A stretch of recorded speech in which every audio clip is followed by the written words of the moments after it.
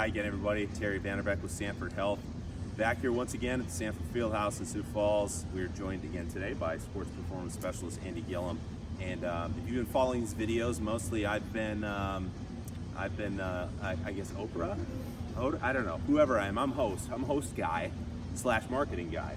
Today, in the efforts to further our conversations around sort of the mental side of what's going on for parents, coaches, athletes, I'm going to do some role playing here with Andy, and so I'm going to now cease to be host, and we're going to try and sort of act out for you guys here in somewhat real fashion what a session with Andy would look like, in the idea of show him, again, I will now be athlete, he will be himself, but to show you guys what this might look like behind the scenes, in again, hope of exposing to you both some real answers to real questions, and again, trying to help you, whether you're a coach, athlete, parent, that kind of thing, see where people are really at, and methods and responses that you can have to do that. So at this point, I will stop being myself. Do you want me to tell what I am? Yes, please. Okay, so I'm gonna. We're hearing a lot, as Andy rightfully pointed out, about the lost season, and especially those seniors that now are maybe going to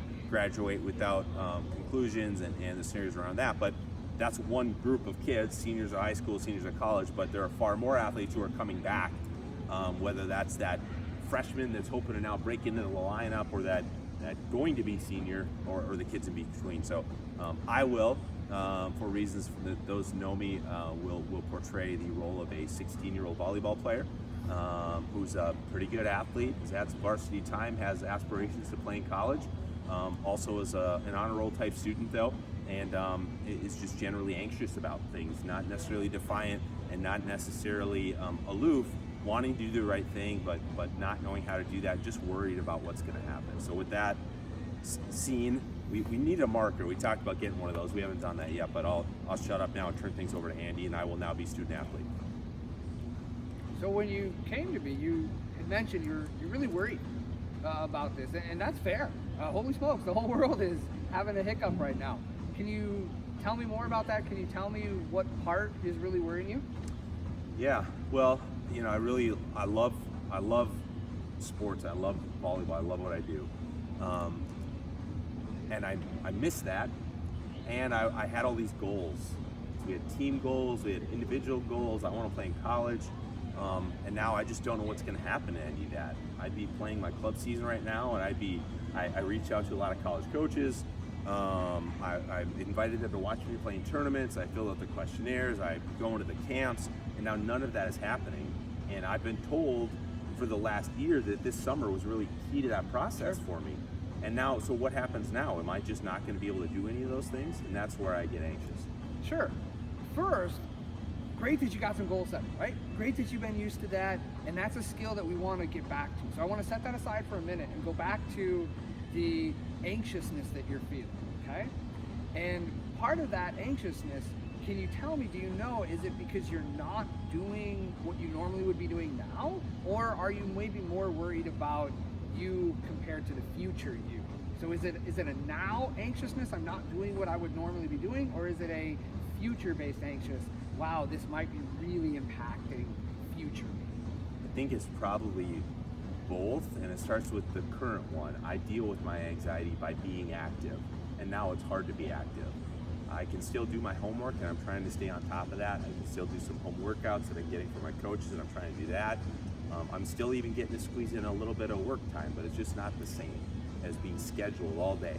Well, especially with volleyball, right? It's really hard to get time on the ball, as volleyball coaches would say, time at the net. It's hard to do that when you don't have a coach, a facility, a team. That's absolutely true. But I want to really focus in, because you're talking about the things you can do, and that's great. We want to do that. We want to have a little bit of a schedule to our day if we can. We want to hit all those different pieces. That's great. One of the first things you said there is that it's a little bit of both, your current and your future. Have you talked to other athletes that are in a similar position as you? Talked to my teammates a little bit, but you know, we're all different too. Some of them already know they don't want to play in college, for example, and some of them are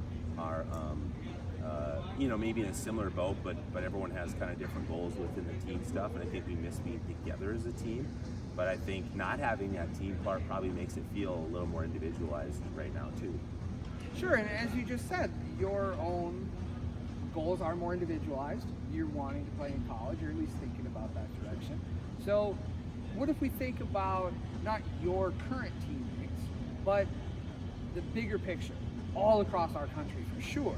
We've got some distancing. We're not at camp. You said all the camps are clinic. Yeah. You weren't just allowed, Yeah. not permitted to go, right? The camping clinic isn't even going on. So does that say anything to you there as you try to step back a little bit? What do you think about that?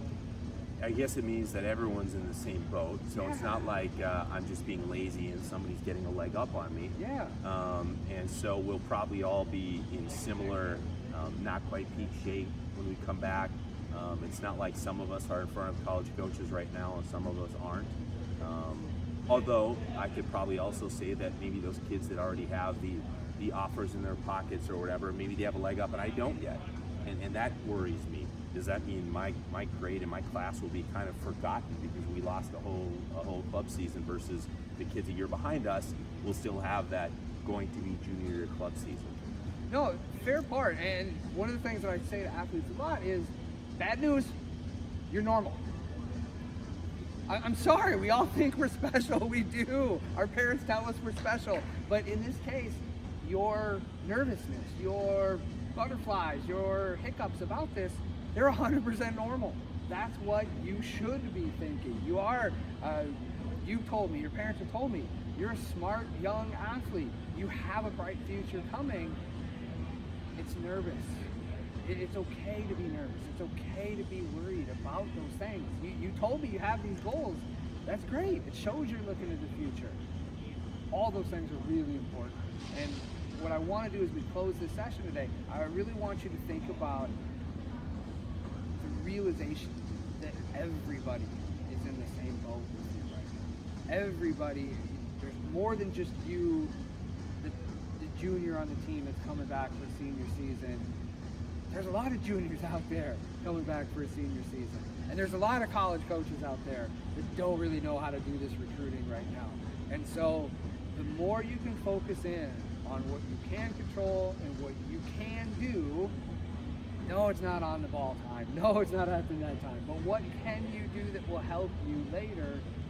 Take it day by day, do what you can now, and recognize that you are getting some rest now, mentally and physically. And shoot, you've been playing volleyball for at least 8 years that I know of, so maybe we take a little break right now physically, and it won't be terrible for us. We're going to come right back.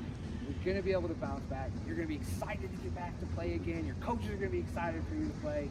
So do you think that you can work on that sort of bigger picture perspective and remembering that there's other people in the same boat? Yeah, so I think if I'm hearing you right, you're sort of telling me to categorize things in two ways. One is the stuff I can't control, and for that I need to acknowledge it and be okay with it and know I'm not alone in that. And maybe there are things I can do. I'm in a yoga class right now.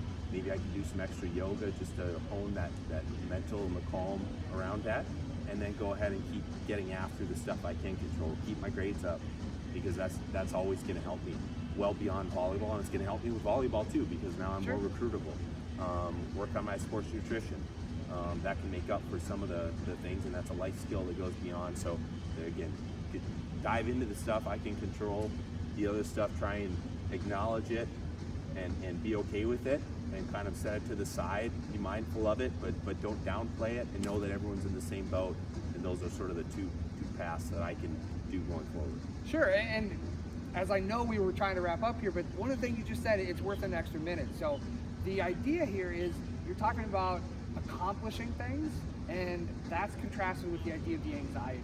And we have this really profound relationship inside our psychological makeup, all of us, all humans, where we can't both be high in confidence and anxiety about the same thing. It's an inverse relationship. As one goes up, the other goes down. It's just the way it goes. So by setting aside the things you can't control, as you said, and leaving them there because you can't control them, so you just got to accept them, and then pouring our energy into things we can't control, we can't accomplish, we can do it, we're going to hit that anxiety, self-confidence relationship on two sides. We're lowering the anxiety while we're improving the self-confidence. It's such a great plan. Sure. Really, nice work. Awesome, thank you. And scene, that was good stuff. I hope I did okay role playing. I'm not typically a role player. I'm more of a method actor, and more of a marketing guy than a 16-year-old volleyball player. Fortunately, I know one. Anyways, really good stuff, Andy. Again, please reach out to us if you have more thoughts, ideas around questions we can answer, content we can provide, ways we can help all of you out there, whether you're currently working with somebody at Sanford Sports or not. We're just trying to be a resource and help as many people as we can through these unprecedented times that we're all facing. So big thanks to Andy Gillham for doing these with us and giving me some good insights. Thank you guys out there. Again, please follow the medical recommendations and stay tuned for more information from us.